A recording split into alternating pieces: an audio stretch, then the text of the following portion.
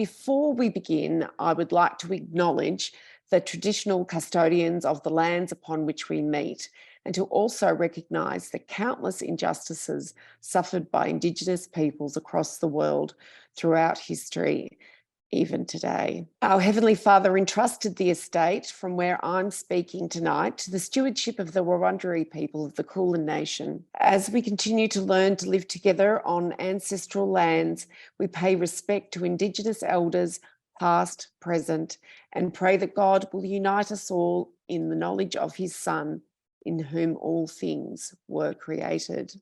Now, we're going to run things a bit differently, just for tonight. Chris would like the evening to be even more conversational and suggests that instead of putting your questions in the chat, to use the reactions, the reactions, what do I call it? The icon at the bottom of your screen to raise your hand if you have a question for Chris. When it comes time for conversation, Chris will ask you to unmute and you can ask your question directly to him. Chris is able to see the order of hand raising, so the question queue will be democratic as always. Now, even though Chris has chosen to manage the conversation this way tonight, you can still make comments in the chat at any time during the night. The evening will formally finish with a prayer at 7:30 p.m. But if the speaker is willing, some conversation may continue afterwards. Okay, so before I introduce our speaker, who I hardly need to introduce, I invite you to pray with me. Creator God, as we meet together and work our way through this series on human consciousness, please help us to better understand this mystery. We ask that when thinking through this deep and complicated topic, that our faith in you and your resurrected Son be stronger, more resolute, and prevent us from stumbling as we are challenged with new ideas and ways to think. Help us to be gracious with one another, especially as tonight's conversation allows for more interaction than other nights in this series. And be with Chris as he introduces to some of us the thought experiments used by philosophers to explore the nature and limits of consciousness. We thank you for Chris, for his many gifts, and ask that you bless our time together tonight. Amen. So Chris Mulherin is the Executive Director of ISCAST, and he also teaches philosophy at the University of Divinity. Apart from his own mind, which he claims to understand moderately well, he is not an expert in philosophy of mind. This he wants to make clear. That might be a good thing as he leads us in the discussion at a non-philosophical level.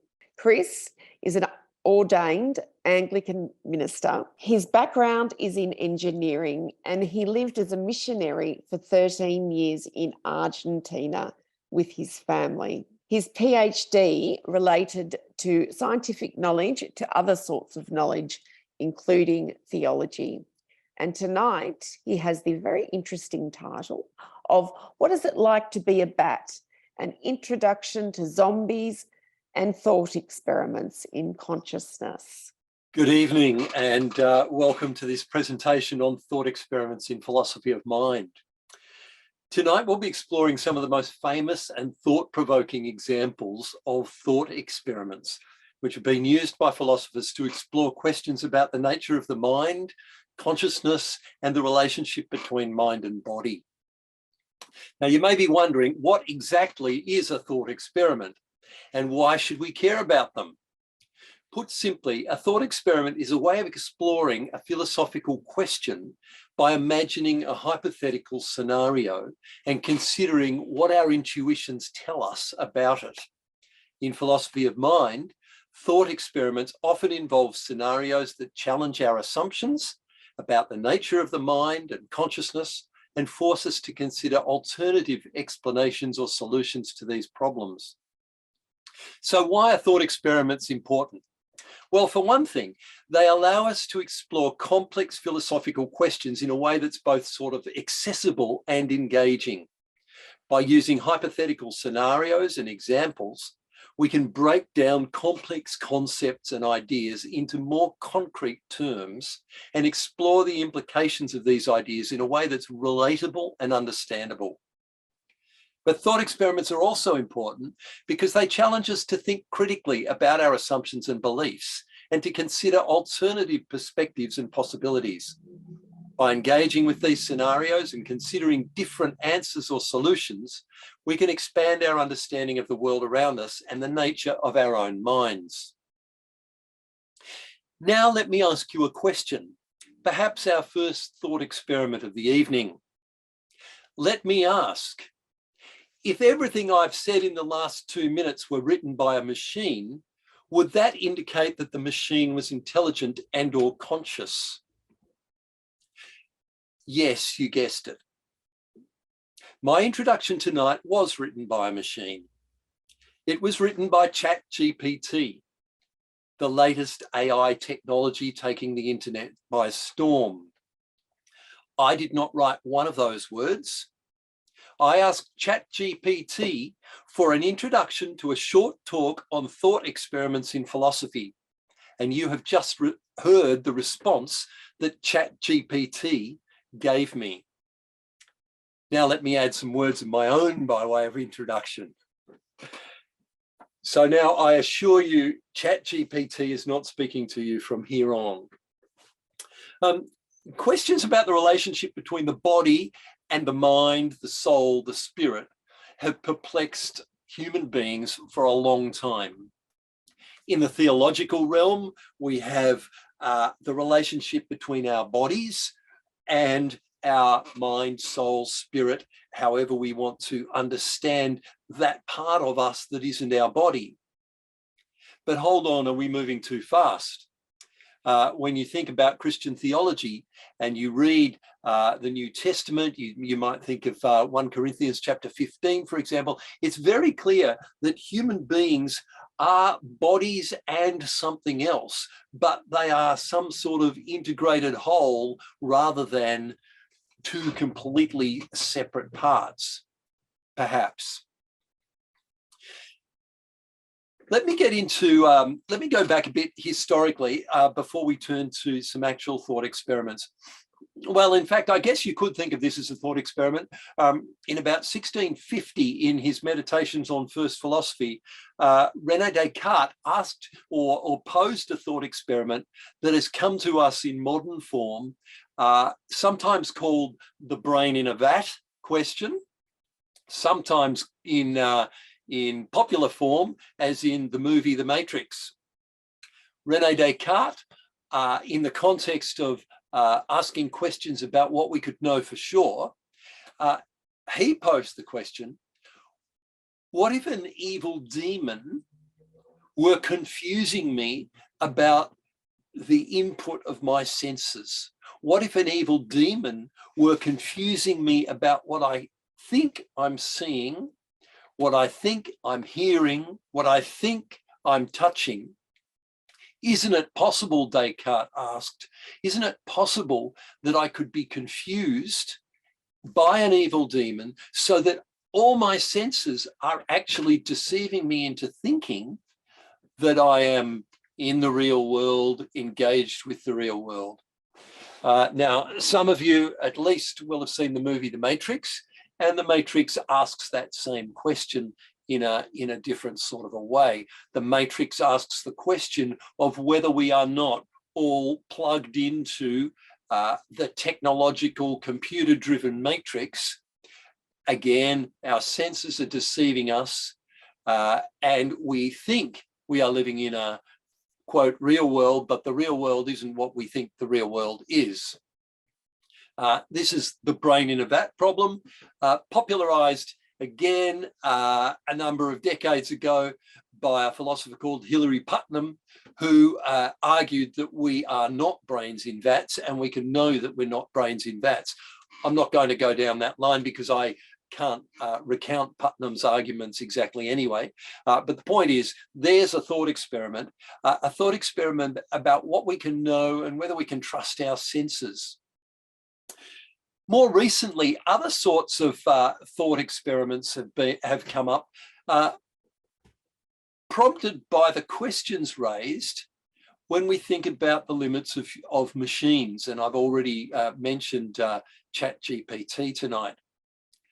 You might recall the movie, The Imitation Game, the sad story of Alan Turing, who was instrumental in decoding the Enigma code, the German Enigma code during the Second World War.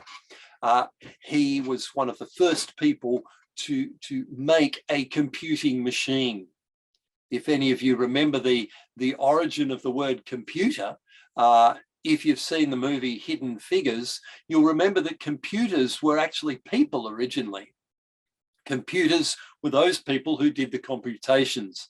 And then the question became, can we make a machine that will do the computing? And so now we arrive at the stage of having the word computers means effectively a machine. But with the advent of computing machines, the question becomes, or one of the questions becomes, can computers, the machines, be intelligent? Can we speak of computers understanding? Can we speak of computers having intelligence, even if it's artificial because it's a machine, artificial intelligence? And now, to follow that line, let's return to ChatGPT. I'm going to ask ChatGPT some questions. So I've already logged into ChatGPT. Now I'm going to ask some questions of ChatGPT. First question I'm going to ask is this one. In one sentence, what are the challenges for Christian theology that arise from artificial intelligence? What does ChatGPT have to say about that? Well, there you have the machine response. The challenges for Christian theology that arise from artificial intelligence include questions about the nature of consciousness, free will, and the ethics of creating and using intelligent machines. Now, I wonder if we could ask ChatGPT to expand on that question a little bit. Could you expand on that in 2 or 3 sentences? Sure, and I'll let you read. Well, let me ask another question.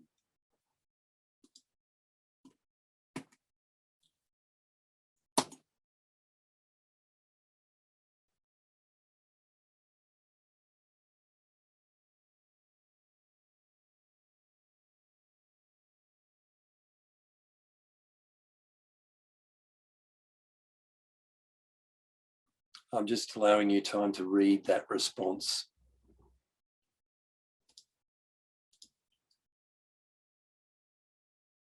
I'm going to ask, who is the most prolific author that has written about these subjects?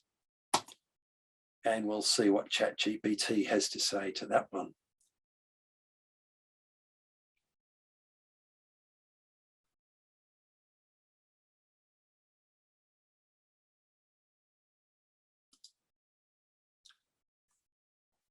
Well, there you have it. That's ChatGPT at work. I did promise that tonight we would have a bit more of an interactive session. So at this stage, I wonder if anybody would like to ask any questions or make any comments about ChatGPT and what we've talked about so far before we move on to some more thought experiments in philosophy. Yeah, Charles, go ahead, speak up. Can you give me a rough example of how big a program ChatGPT is? I certainly can't, but I noticed that Neil Dodgson, I think, is here tonight. And I wonder if Neil could give us a bit more of the background of that sort of technical background. Are you there, Neil? ChatGPT is, it's not running on your local computer. It's running on a computer in a server farm somewhere offshore. So it's running on a lot of computers. It's not so much a problem of how big the program is. We'll cover some of that next week. It's the fact that training the thing takes a phenomenal amount of computing power. Getting it to the point where it can do what it does, to train it up, enormous amounts of computer power. You see a supercomputer farm doing that. Once it's trained up, it can talk to hundreds of thousands of people at the same time. And I'm pretty convinced that the way you saw it typing, you saw it typing fairly slowly. It didn't just produce the answer immediately. I'm pretty sure that's actually not how fast it responds. I'm pretty sure it responds really quickly, and it slows down like that to stop 100,000 users typing in lots of questions too quickly. They've got to actually read what it says. But for more on ChatGPT, we will be talking about that next week. Neil, before you go, ChatGPT is a natural language processor, isn't it? Can you explain what that means, or is that coming up next week? What it really is it's predicting what the next word should be based on the previous several thousand words. So when Chris types in a question, he asks a question, and ChatGPT knows that if there's been a question, there should be an answer. So it starts producing the answer. It produces the answer one word at a time based on all the previous words it's seen. So it essentially produces beautifully written text because it's trained on a phenomenal amount of text that it's gathered from all around the internet. So, for example, it's stunningly good at producing marketing material because it's been trained on lots of marketing material that appears on the web. What it's not doing is it doesn't check any facts. It's predicting things based on previous knowledge. And so do we know for sure that those 4 names of famous authors are actually real authors? Has it got that right? Because it's been known to simply just make stuff up. So I asked it, for example, the other day to summarize the plot of a book. It gave me a beautiful paragraph summarizing the plot of a book. Unfortunately, because I know the book, it had actually concatenated the plots of 3 different books and shoved them together into one unholy mess. That was not the plot of any book that's ever been written. But it was absolutely sure that that was right, because it doesn't do fact checking. It's just a big language model. It just predicts what the next word should be based on the previous words. Thanks, Neil. That's great. And we look forward to next week. Philip, did you want to say something? Yeah. What if you asked ChatGPT a reflective question? Do you have friends? Do you ever feel lonely? I'm asking that question, and I will share my screen. As an AI language model, I do not have feelings or emotions and thus cannot have friends in the way humans do. However, I'm programmed to interact with users in a helpful and friendly manner. So please feel free to ask me any questions or for assistance with anything you may need. That sounds like the doors and the hitchhiker's guide, the lifts and the hitchhiker's guide to the galaxy. It sounds like more and more lifts these days, doesn't it? Okay, let me go back and provoke you with a few more things. So we've talked about the brain in a vat question. Now we're going to go to the machines. One of the very early thought experiments about machines was by a philosopher called Leibniz in 1714 in his book called Monadology. Leibniz proposed the idea, the thought experiment is called Leibniz's mill. And he presents this argument concerned with the relationship between mentality, if you like, and machines.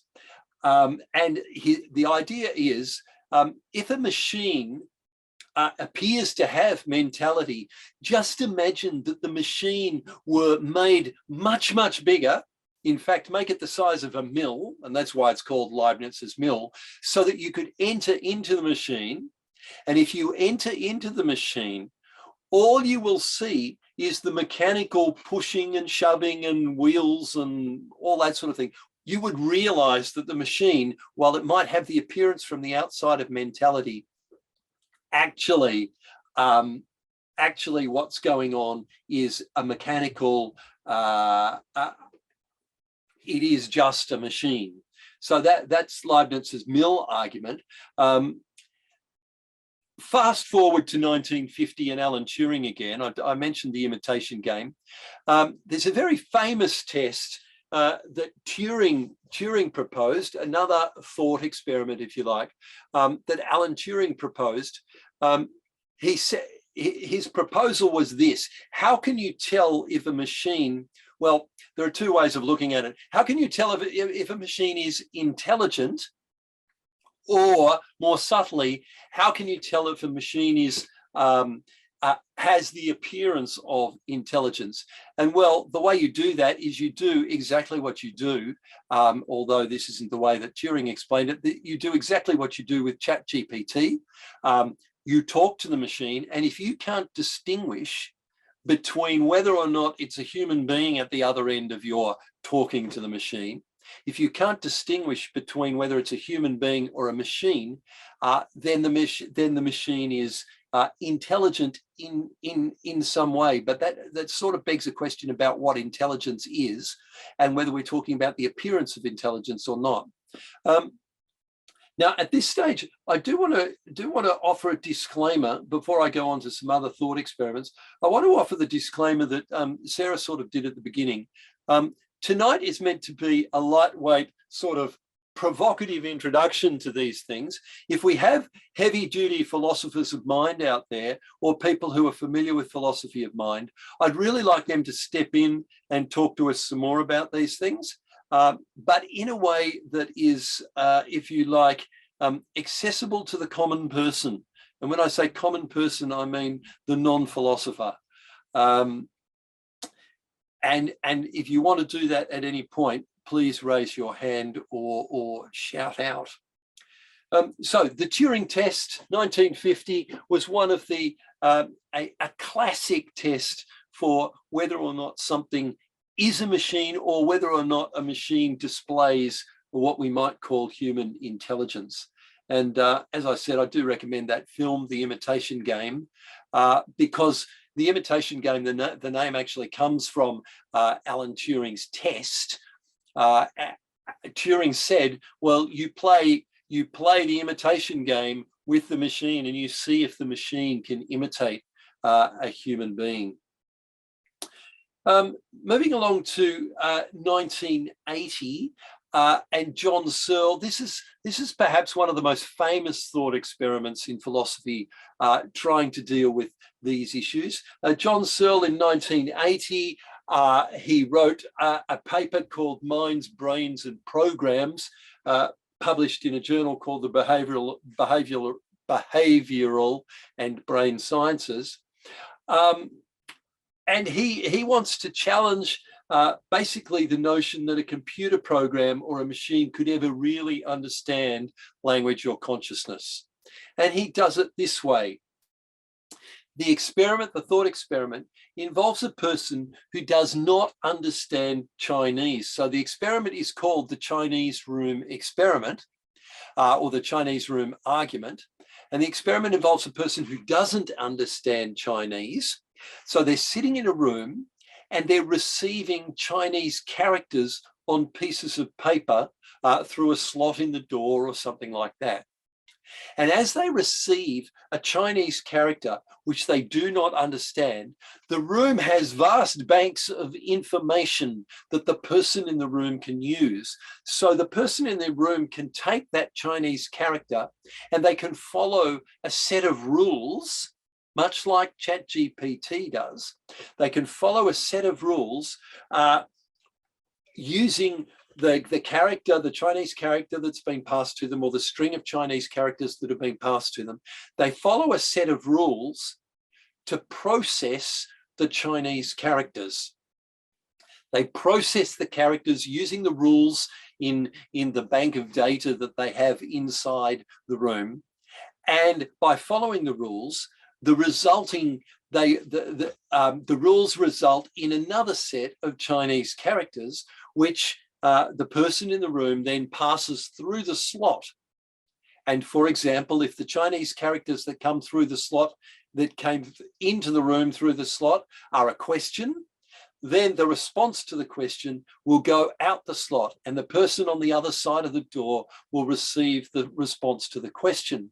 And the response to the question will seem like it's an intelligible answer to the question. So then the question becomes, and you can hear the answer that is expected, or at least the argument that John Searle is putting, does the person in the room understand Chinese? And the answer is no.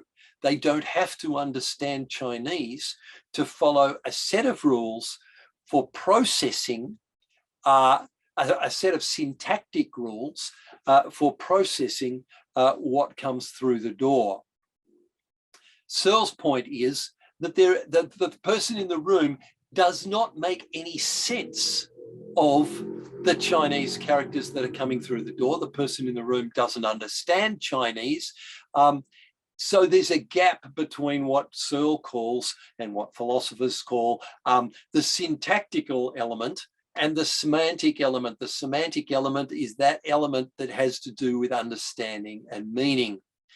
And although the person in the room can follow the rules, the syntactical element, simply by following the rules they're given, and although ChatGPT, you might say, follows a set of rules and produces what appears to make sense, that doesn't mean that ChatGPT is understanding meaning, if you like. You simply can't get the meaning, you can't get the semantics from the syntax alone. And if I might quote John Searle, he says in a later work, he says, formal symbols, the Chinese symbols or the symbols that we type into ChatGPT, the English words, formal symbols by themselves can never be enough for mental contents, for semantic contents, because the symbols by definition have no meaning or interpretation or semantics, except insofar as someone outside the system gives meaning to those symbols.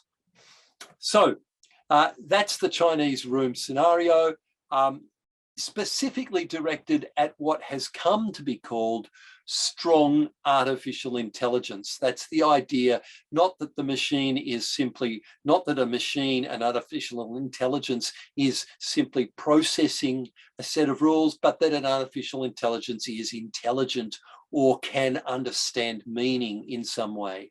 So Searle says, no matter how effective a machine can become at processing a set of rules, it can never leap that gap from syntax to semantics, from mechanical processing to understanding and meaning. And he argues that case through what has, as I said, become one of the most famous thought experiments in philosophy of mind. Now, before I go on to the last two or three issues that I'm going to deal with tonight, which have to do with the nature of consciousness, and well, I won't give away too much now. I won't talk about zombies yet. I wonder if anybody would like to either clarify something I've said. If you're a philosopher or an expert in the field, please do, or correct me, or ask a question. Let's have a pause now. Neil's going to correct me. Excellent. Go ahead, Neil.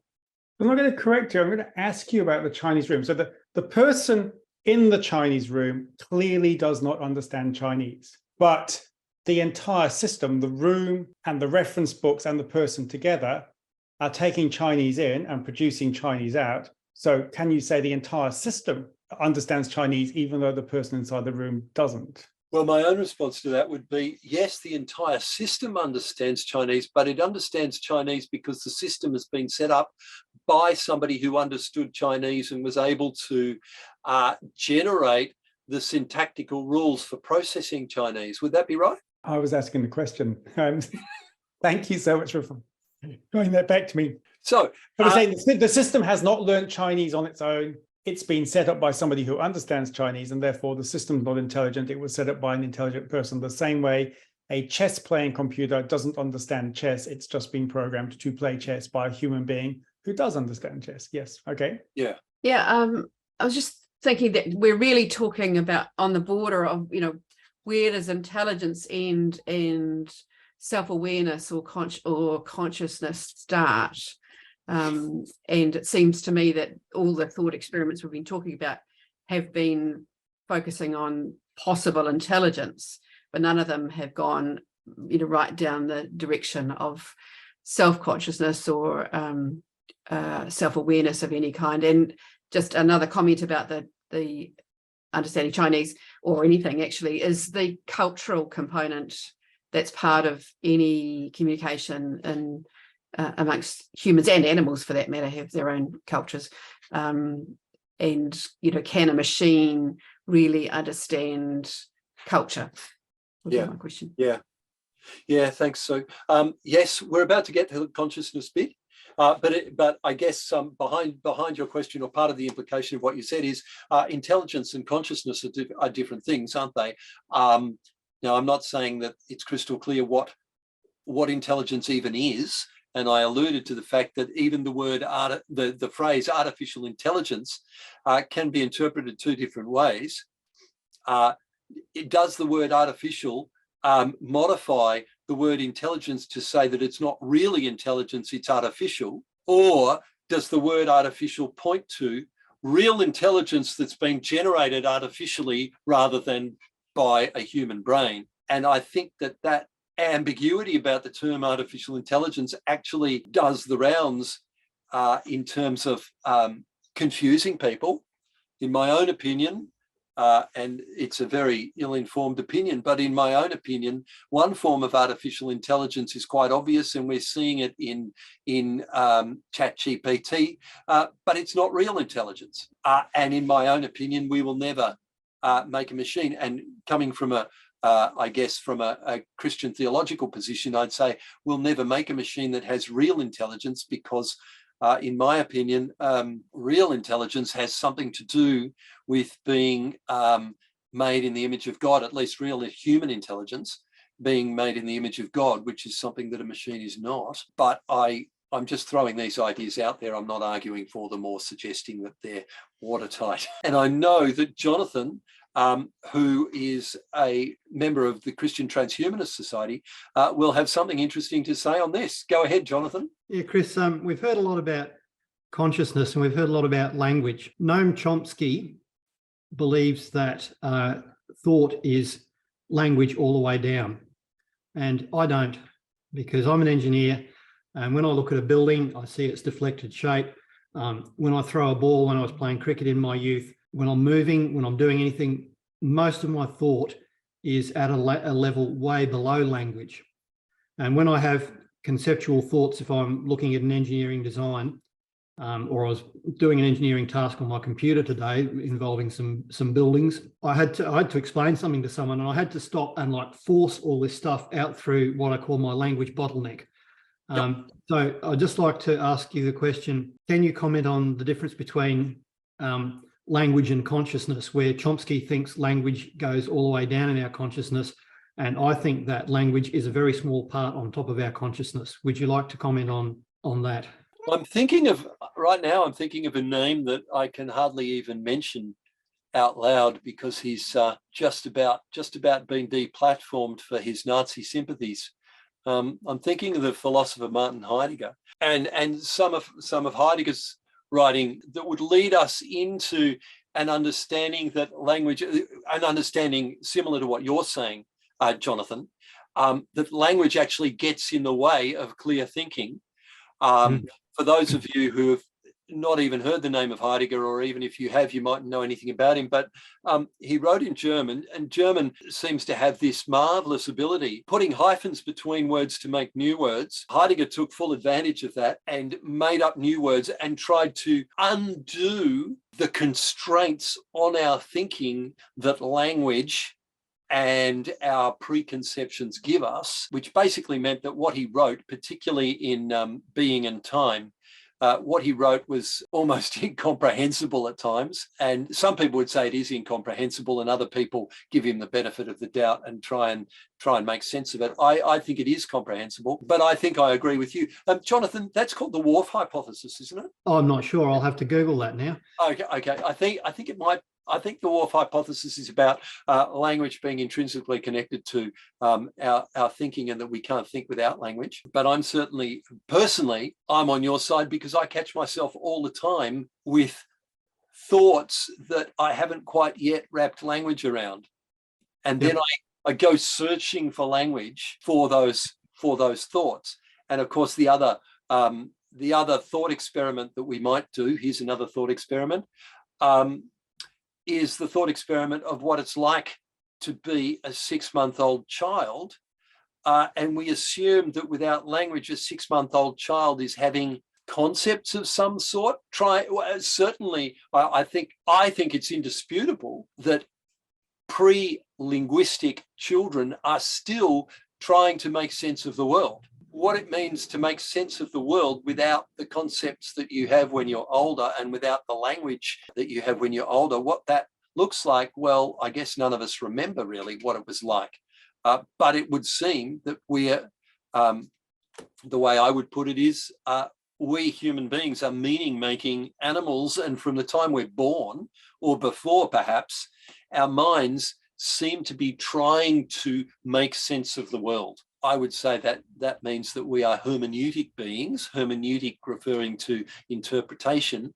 We are constantly trying to make sense of the world. Or to put it in Heideggerian terms, we are understanding, our grasping of the world is something that is intrinsically part of who we are. And we would not be human beings if we weren't trying to make sense of the world all the time. Just as you are trying to make sense of my words, but at a much more profound level, you are making sense of the whole context of what's around you tonight, in a way that a 6-month-old child who has the same visual acuity as the best of us here tonight, who could see everything that you can see and yet make no sense of it. It's not the raw data that makes sense. It's the interpretive process. But we're moving away from zombies and the hard problem of consciousness, which we really must get to. But let's hear from Philip and then Doru before we get to those things. Just very short, just thinking out loud with your thought experiments. I thought it was a little bit like sense making, the scientific process, versus just experiencing the world as a dog or a mouse might. So a mouse experiences the force of gravity, makes responses to the force of gravity, reacts. It's kind of like at the syntactic level. Yep. It learns how to, when it's a baby, how to run and how to jump and crawl and climb, but it's different from humans trying to make sense of the law of gravity. Yep. And when we talk about the scientific process, I mean, I'd really like to talk about Michael Polanyi and the way science works. But, you know, there's this idea out there, this sort of received view of science, that science is like a black box and you just pour the data in one end and you apply the scientific method and out pop the answers at the other end. And anybody who's done real science knows that it's much, much more complicated than that. Everybody, you know, just as a matter of fact, we know that various people might have exactly the same data at their fingertips, and yet the scientific genius makes sense or makes the leap that leads to a discovery of something that other people simply hadn't seen. And then the person has to go about trying to convince the world that the way they see it is actually right. So let me recommend Michael Polanyi. Let me recommend Thomas Kuhn, The Structure of Scientific Revolutions. Although as a Polanyi fan, I have a bit of a gripe with Kuhn because Kuhn had read Polanyi. And to quote one of the biographers of Polanyi, everything good in Kuhn can be found in Polanyi. But Kuhn didn't always name his sources. And what Kuhn did have was he had a turn of phrase, and he gave us terms like the scientific revolution or a revolution in science. He gave us terms like normal science. He gave us terms like paradigm shift. And those terms set up a different understanding of science to what I called the received view. But as I said, I think that he found many of his ideas in his reading of Polanyi's Personal Knowledge, which was published 4 years before Kuhn's Structure of Scientific Revolutions, one in 1958, the other one in 1962. Doru, last comment or question before we move on to zombies. Thanks, Chris. It's fascinating. It's just a silly thing, advertising. I want to point out to our audience the fact that our journal, the ISCAST journal, has published last year 2 articles that are very pertinent to this discussion, and especially the last 5 minutes or so. One is the article by Marcello Lamattina, who's a semiotician, and there's a good discussion there about how infants, pre-linguistic infants, know the world and articulate their knowledge of the world. And the other one is the one that you just showed there, by Marius Dorobanțu, Imago Dei in the Age of Artificial Intelligence. I think these two are very good pieces to consider for this discussion, and perhaps next week. That was it. Thank you. Great, Doru. Thank you. And as the senior editor of the journal, I believe that you would be very happy to receive people's proposals for papers. Is that right? By all means, I'm happy to discuss, and we had very good conversations with many people present at this session, and leading to very important articles. Charles writing in is one of them. Let me move on to the hard problem of consciousness and certain aspects of the way we understand the mind, and thought experiments that seek to challenge particular understandings of the mind. One understanding of the mind that obviously, fairly obviously, doesn't come from Christian theology, although some Christians do have a physicalist view, but normally they don't, is the physicalist view of the mind. That is to say, that what we call the mind, what we call that which allows us to be conscious beings, is actually just a manifestation of the physical. So if you think about mind and brain, the mind is just a way we describe what is going on with the physical body, the brain of the human being. So there is no distinction between mind and brain, except that mind is, we might describe it as an epiphenomena of the brain. We might describe it as an emergent property of the brain, not in the sense that there's something new there. It's just a different manifestation of what's actually going on at the level of neurons and biochemistry and all the things that go on in our brains. That is one view of the human mind and consciousness. On that view, if you accept that view, then you would not accept the possibility of zombies. Let's talk about zombies. The zombie argument, most famously proposed by an Australian philosopher called David Chalmers. David Chalmers worked, I don't think he's still at ANU, but somebody might correct me, worked at ANU, the Australian National University, globally renowned as a philosopher of mind. And he spoke about the hard problem of consciousness. He raised the question in 1995 in a paper called "Facing Up to the Problem of Consciousness."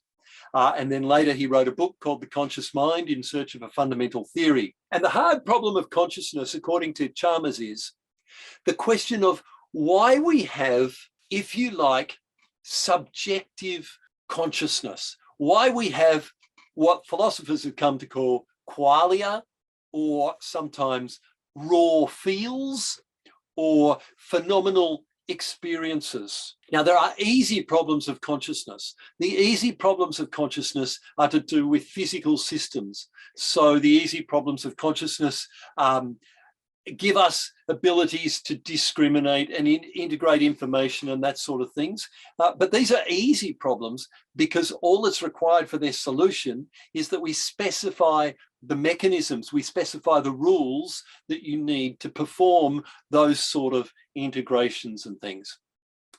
Now, what Chalmers said is, let's imagine this thought experiment. Let's imagine a creature that is identical to a human being in every way, identical physically to a human being, but lacks conscious experience.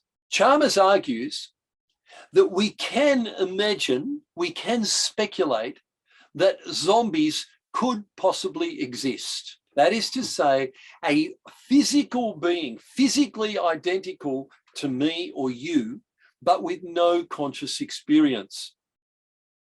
And he argues, if we can imagine that zombies exist, the physical identical copy of me, but identical physically only, he says, if we can imagine that zombies exist, then consciousness must be something more, something above and beyond the physical processes of the brain.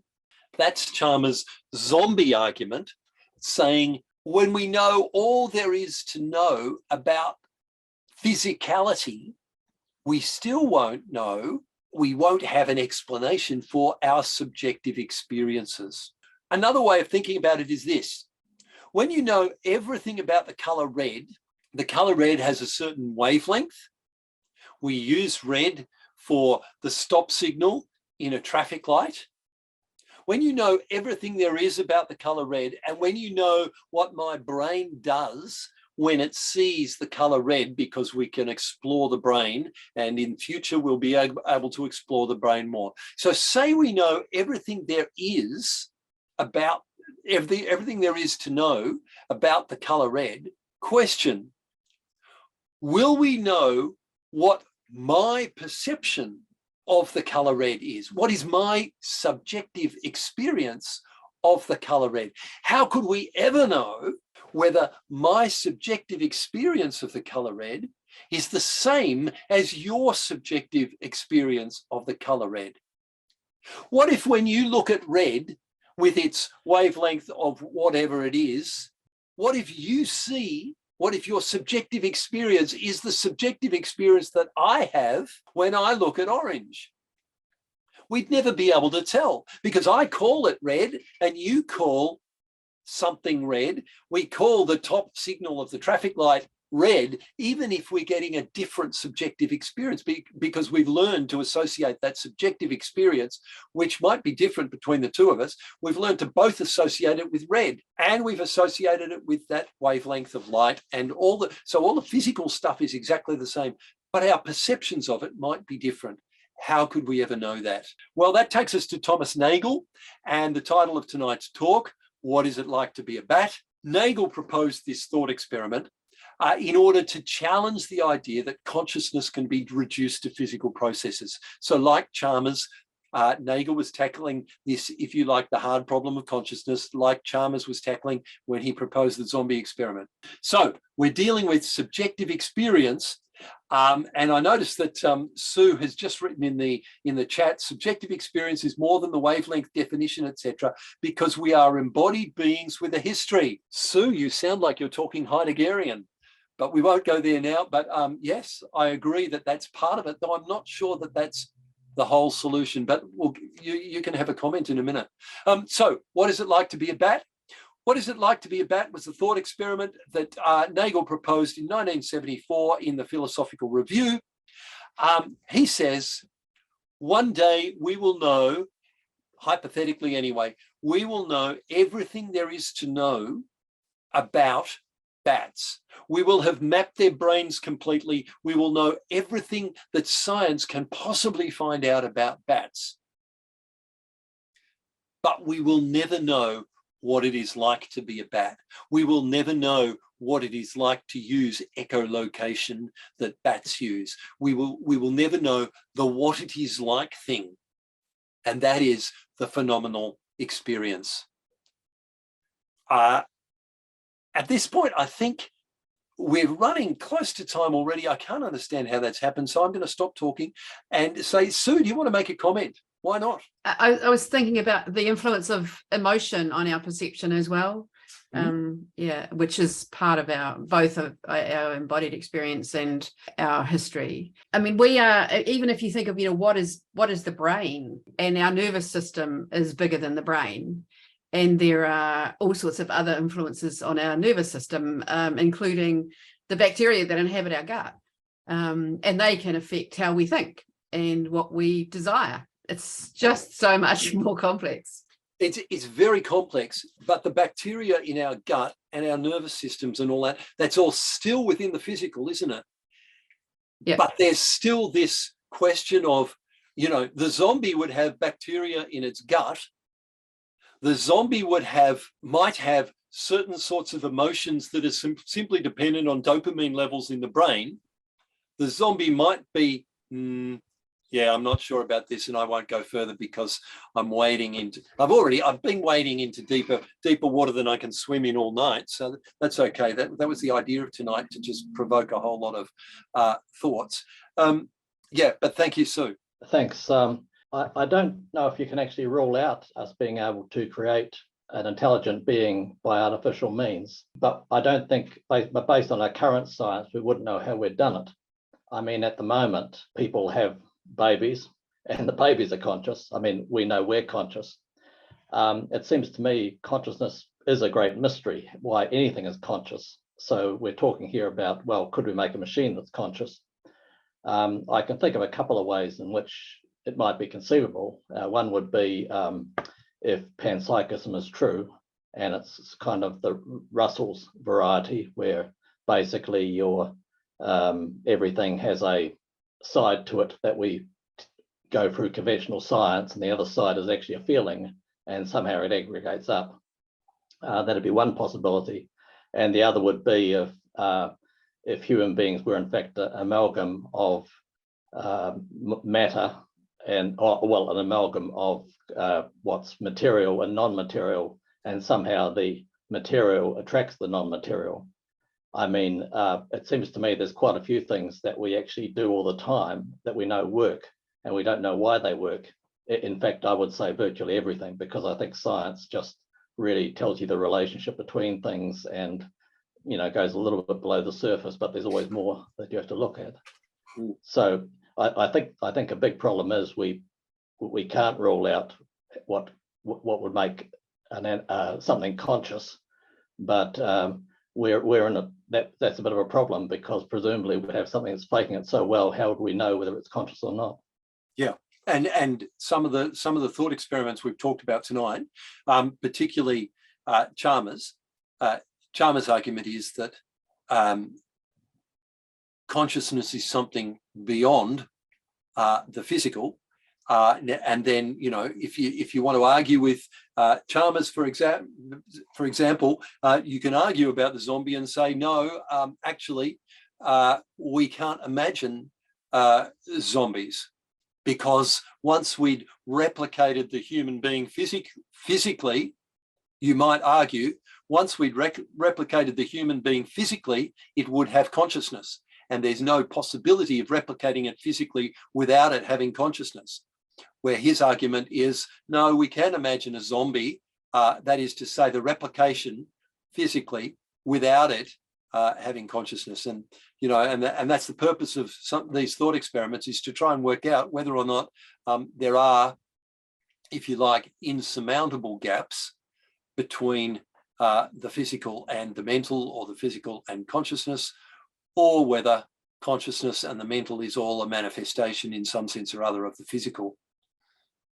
Yeah, the problem is we don't know, do we? If we made something exactly atom for atom like a human being by artificial means, would it be conscious? No, we don't know, and these thought experiments all depend on our intuitions, and people will have different intuitions about what is possible, what the thought experiment shows. And one person will say, clearly this example shows this because we all have that intuition, don't we? And somebody else will say, well, no, I don't have that intuition. I don't agree that shows that. Thanks, Chris. Just a quick one.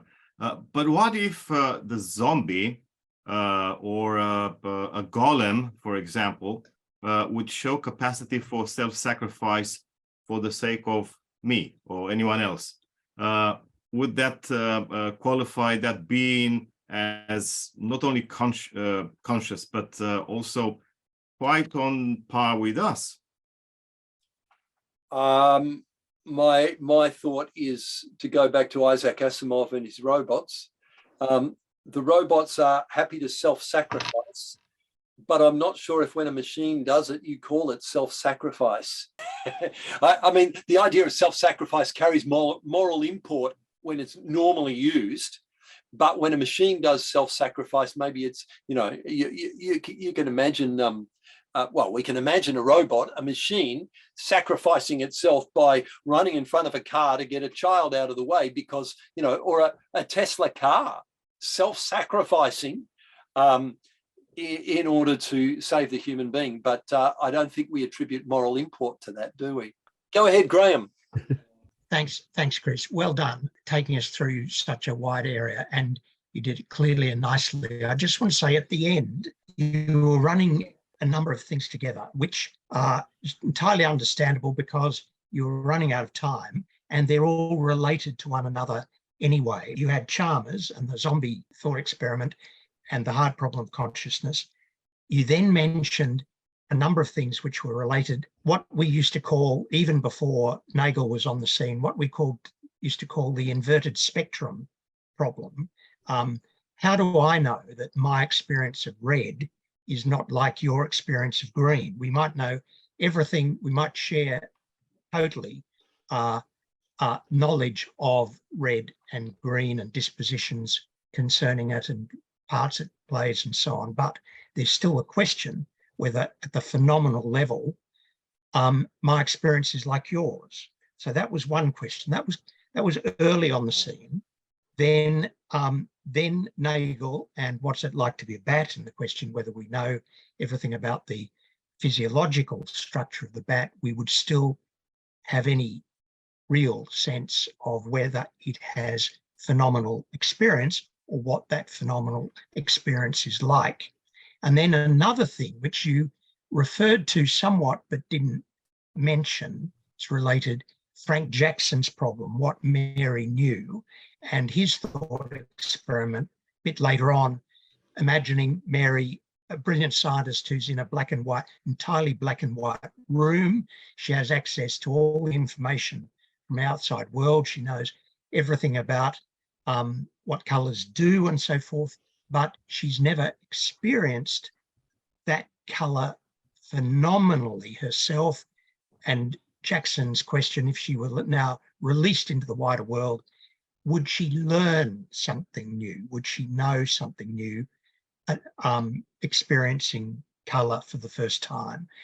Those were all sort of going on in what you're saying, but we could have distinguished them. They're all a little bit different, and the history is different. And then Chalmers comes on with his version of the consciousness problem later on as well. That's just really every one of these problems becomes very difficult very fast, and there's a great deal to say, and just being able to give a reasonably accurate sense of what the problem is as a starter for discussion is a fine achievement. So well done you. But if you wanted to, if we wanted to be careful about the progression of those related problems, that nitpicking stuff is worth saying. That's all. Thank you, Graham. I would have loved it if you had put your hand up for tonight's talk. Well, for those that don't know, well, Graham is a real philosopher. And also, you mentioned Mary's Room. I wanted to talk about Mary's Room. I think I mentioned it briefly, but we ran out of time, so I left out Frank Jackson. Sure. Yeah, no, that's right. And you're covering an enormous amount of ground very well. Well, it's great to have you here, and thank you for helping us to clarify some of the things I said.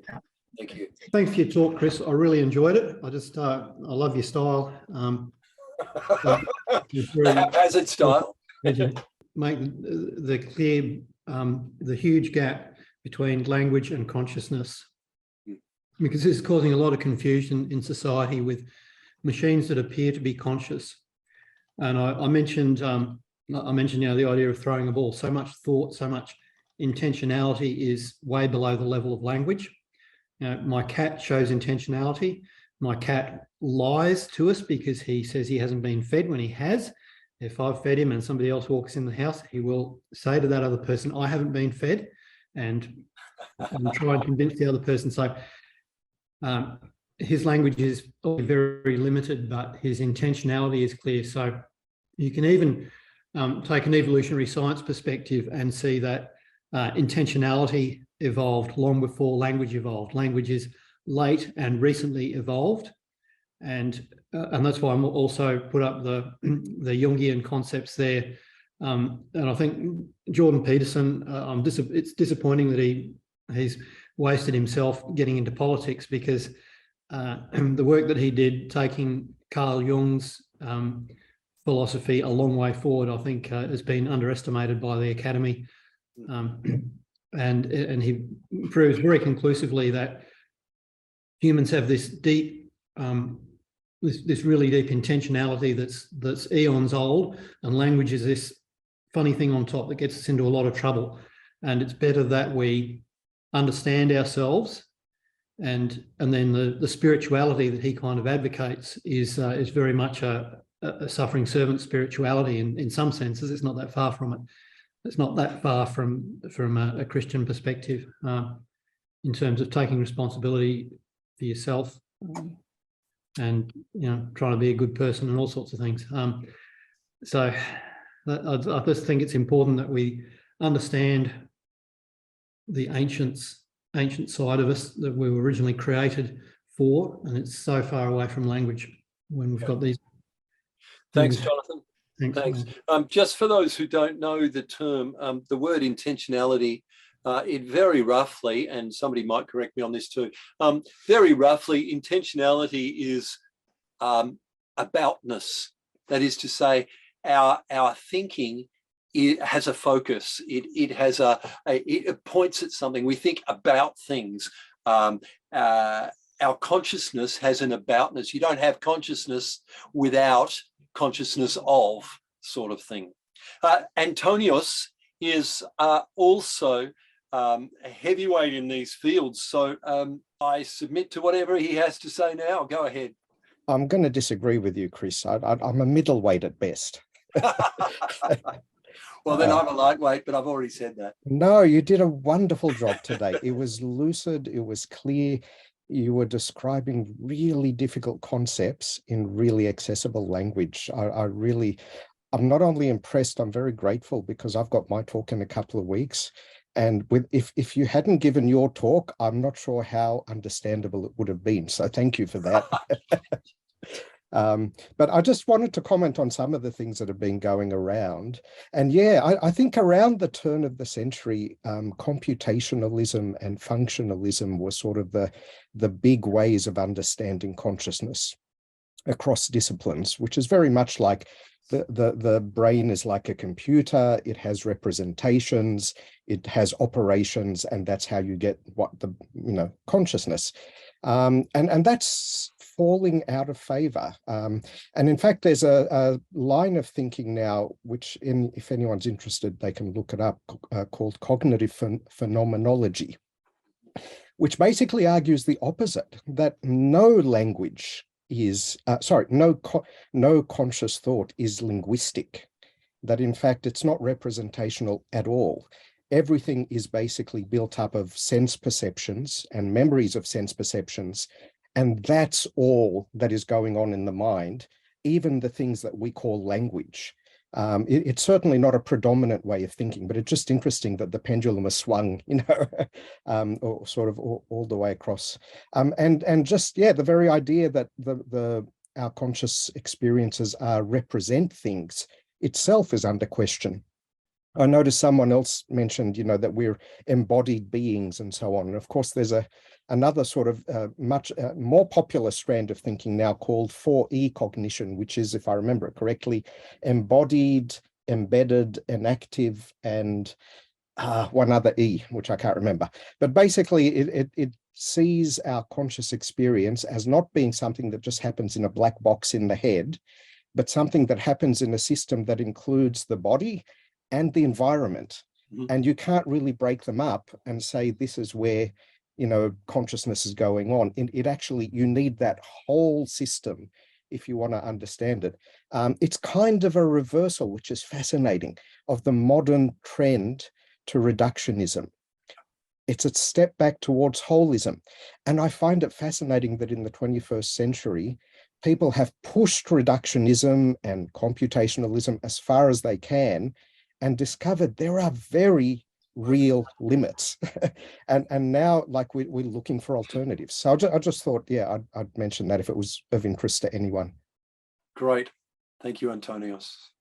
Antonios's last remark has reminded me of something which has been on my mind in the last few talks we've had in this series, which have been very interesting. And it just struck me again when I was reading something today. Fashions change fast and suddenly in philosophy in particular, and in wider academic, general outlook and views. And we have come from a century, the 20th century, in which, as Antonio says, reduction and materialism have been hugely dominant. But that happened as a revolution almost overnight in philosophy in the English-speaking world from a previous century plus of idealism. We can't really imagine what it was like to be an idealist, because that whole frame of thinking is so different from the one that we've grown up in. But it was absolutely dominant in philosophy and all that philosophy affected in the wider intellectual world.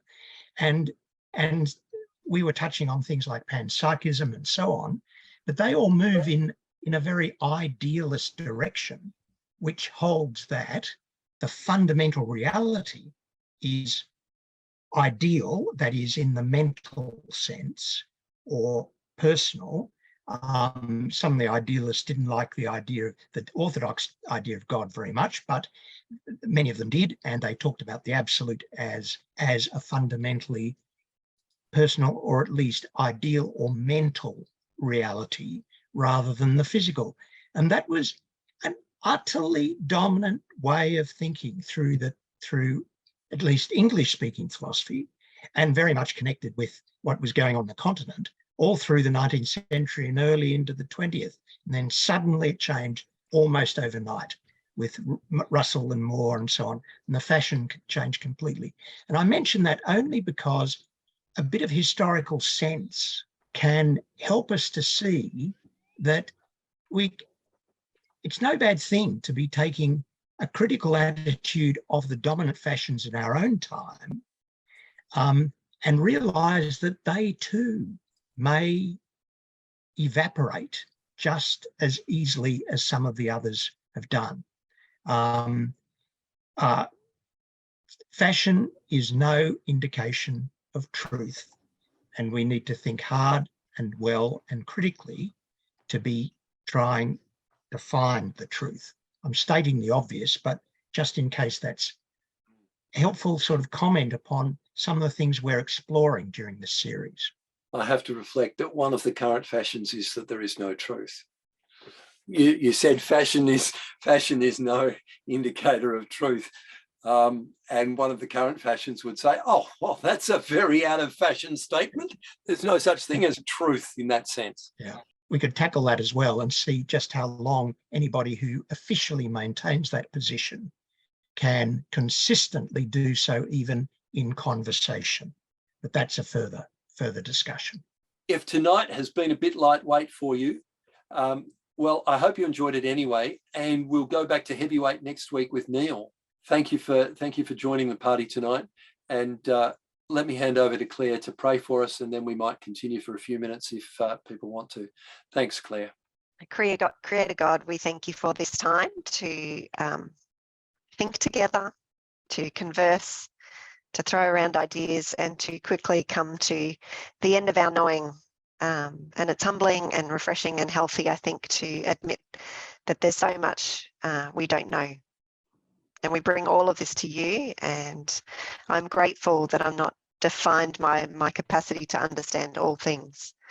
And I trust that you hold all of this and see all of this. And I rest in the safety of being known by you. We're thankful for this time and the work and ministry of ISCAST. We ask for your blessing on our plans this evening and the rest of this week. In Jesus' name, amen.